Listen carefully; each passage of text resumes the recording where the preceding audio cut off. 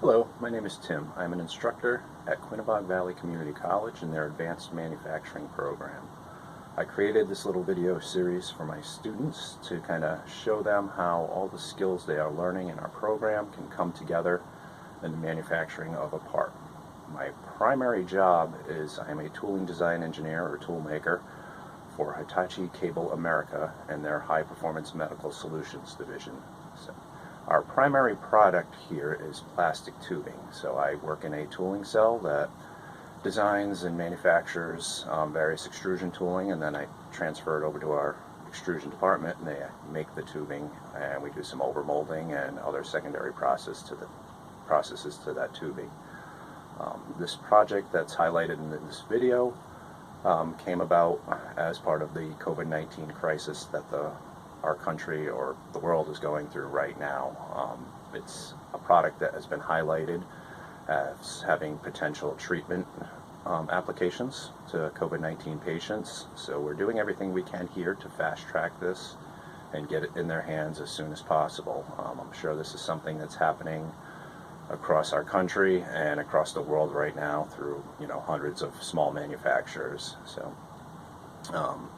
I just really wanted to highlight how important manufacturing is, the skills my students are learning, and they're going to go out and have an effect on the world. Manufacturing touches all our lives every day, so this is hopefully a little bit instructional for them and maybe eye-opening for other people of what's happening in all those nondescript steel and brick buildings, in your local industrial parks. So I apologize for the quality of this.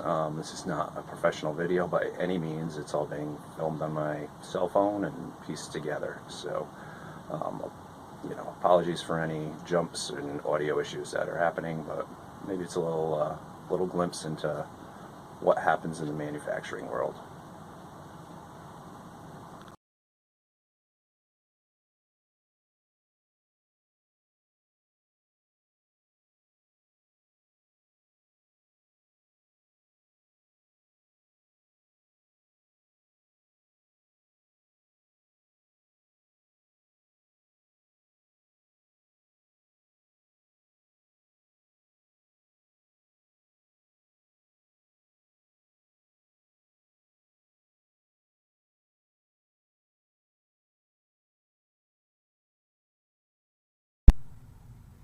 Hello everyone.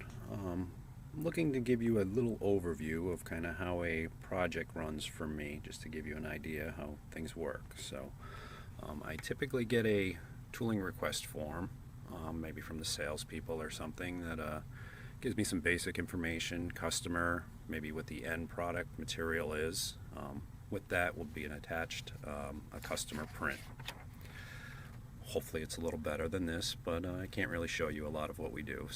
But plastic tubing, few holes in it, some dimensions, so what the materials are, things like that. So the first step would be to draw that tube in SolidWorks. So I just go off the copy what's there, lay it all out, make sure everything works with tolerances and whatnot.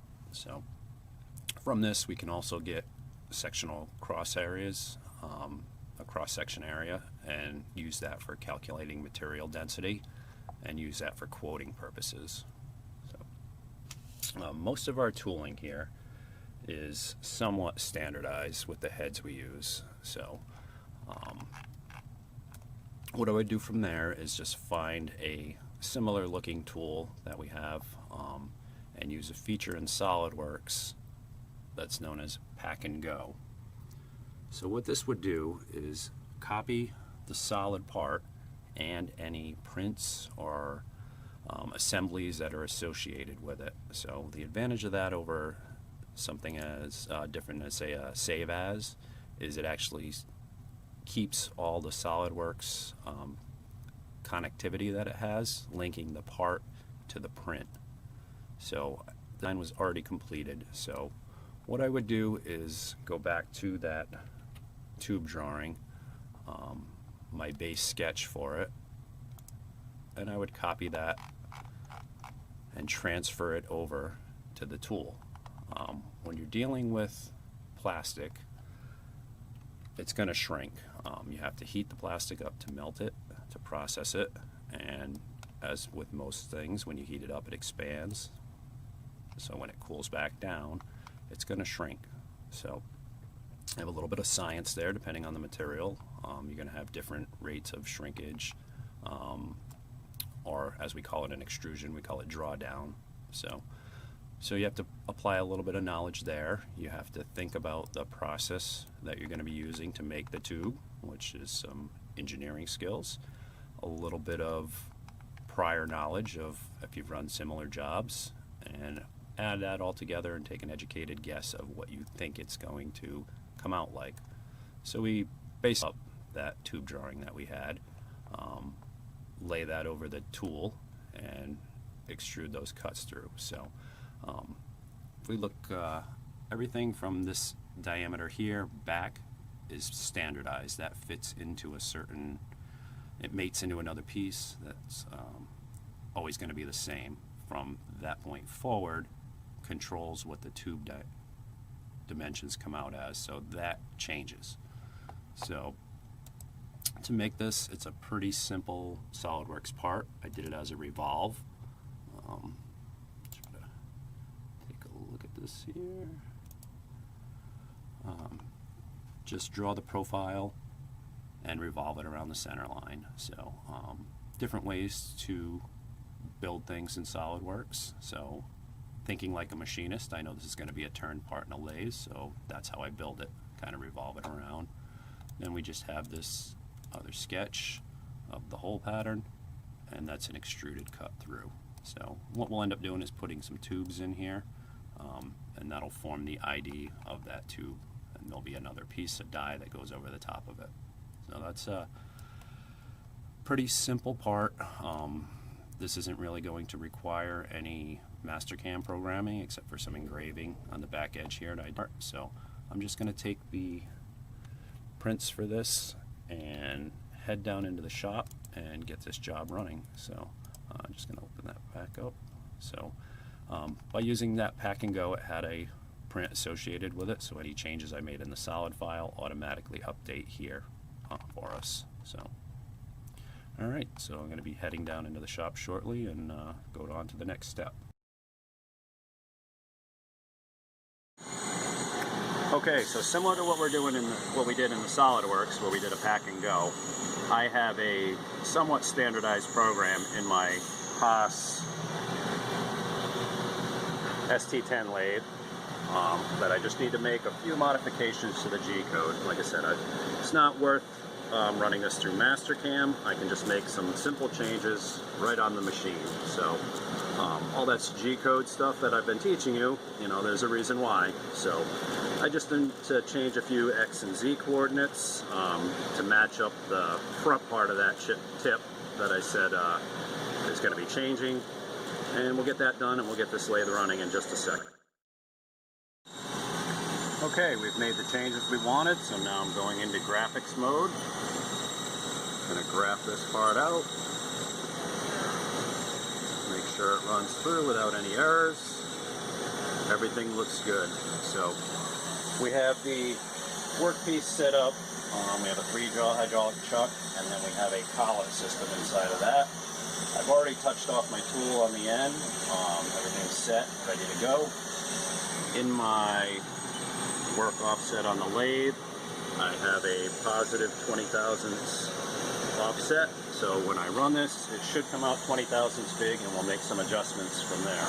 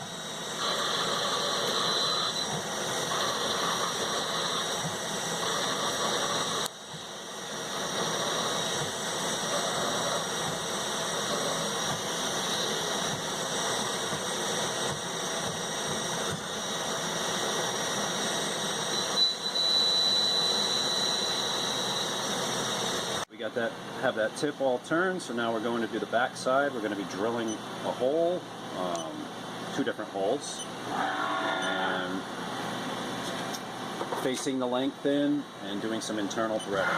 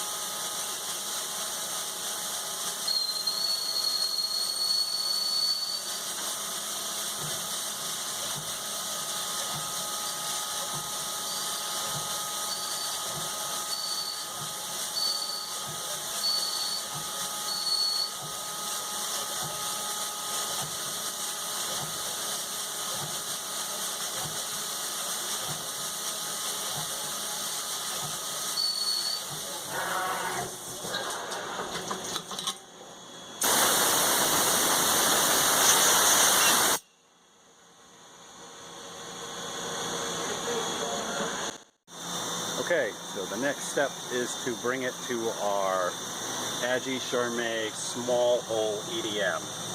So what this is going to do is put in some starter holes for us, and then we're going to bring it to the wire EDM after that to finish them. So what this is basically an electronic drill press. It uses electric current run through an electrode to burn the material away. So I've already got it set up. It's a pretty simple machine.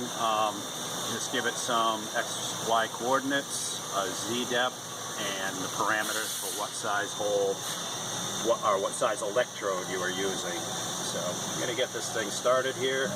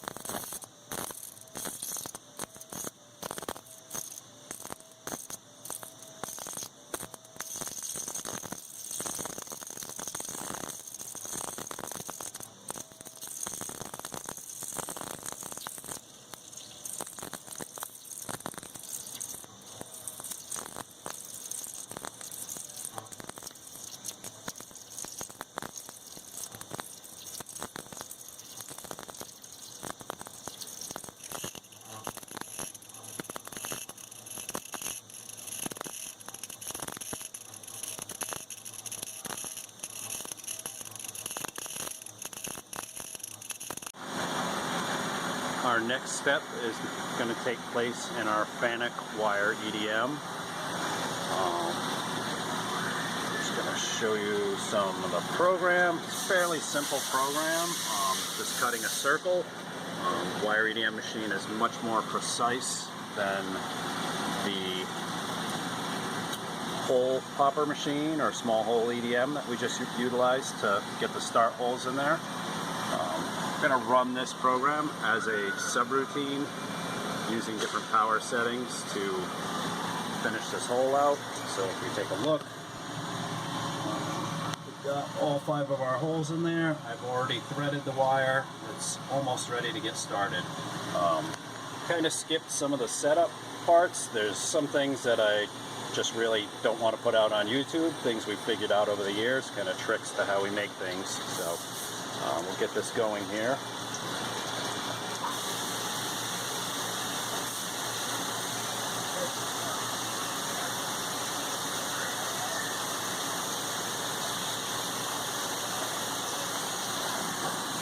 This machine does have a graphics mode, so it kind of graphed out the program for us. Some reflection here. Again, just a simple circle, but it's going to take a couple of roughing passes and then a finished pass. So this machine is capable of cutting within a couple of tenths, so 0.0001 of an inch, so 10,000ths of an inch, pretty consistently.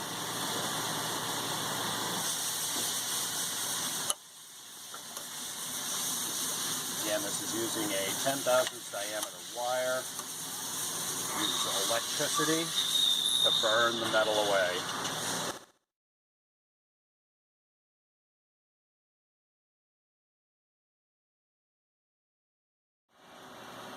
Alright, so excuse the mess that we have going on right now. There's quite a bit of chaos here lately, but this is the tooling cell that I kind of oversee. I do the design programming work for and actually get down here and run the machines too. So we have the ST10 Haas lathe. We have the VF1 Haas mill over there. FANUC wire EDM machine. The Agi Charme small hole EDM, or hole popper it's also referred to as. And a second FANUC wire EDM. So what we typically do is we have one set up with 10,000ths wire, and this one over here is set up with 4,000ths wire. We're running Hitachi metal brand EDM wire. It's found out this is the best for us. We've tried a few other brands and just they don't run consistently. We have issues with the way they burn, so we run the Hitachi wire. So back to our part that we were working on over here. We've got all 5 of the holes burned out in this tip. So we're going to be moving this over to the CNC mill to do the engraving for the part number on the back side, and that's going to be the last machining operation. So we'll move on over to the Haas mill. Okay, so here we are on our Haas VF1. We're going to be probing this part. We have a touch probe set up on our machine, so I can just go down to the work offset that I'm looking to get set.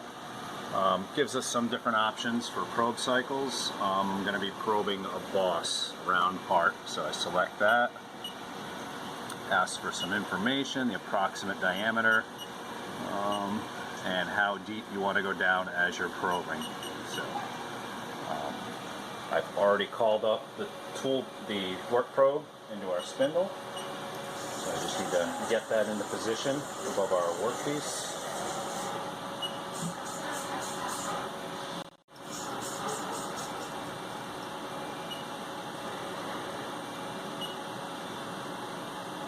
So we get that into the approximate position, and we'll run that probe cycle now.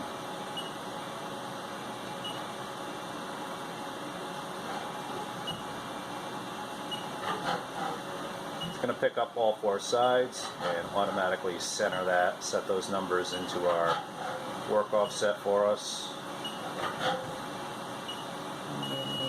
That's it. So now I'll call up the tool I'm going to use for engraving. It's going to be a small ball end mill.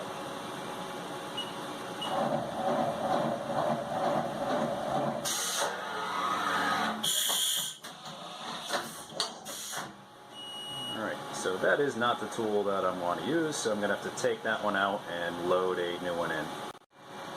Okay, I've got the proper tool in there now. It's going to be a 1/32 ball end mill, and I'm using the gauge pin method like we use at school, where I've jogged down. I've got this so the pin rolls underneath. I know it's a 1/2 inch above our part now.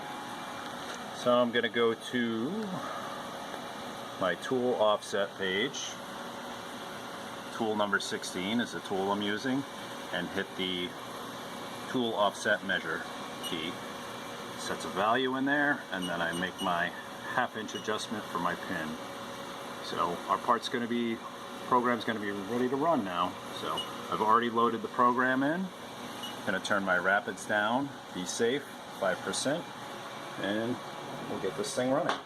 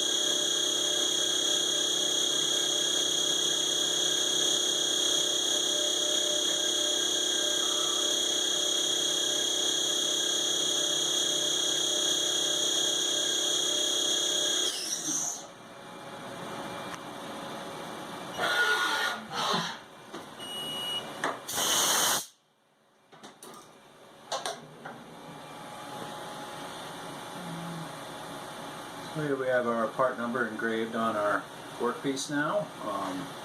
I haven't really shown you because it's a little difficult to do while I'm filming at the same time, but each step along the way I've been checking all the critical dimensions that I've been creating with each operation. So at this point it's going to be ready to send over to final inspection.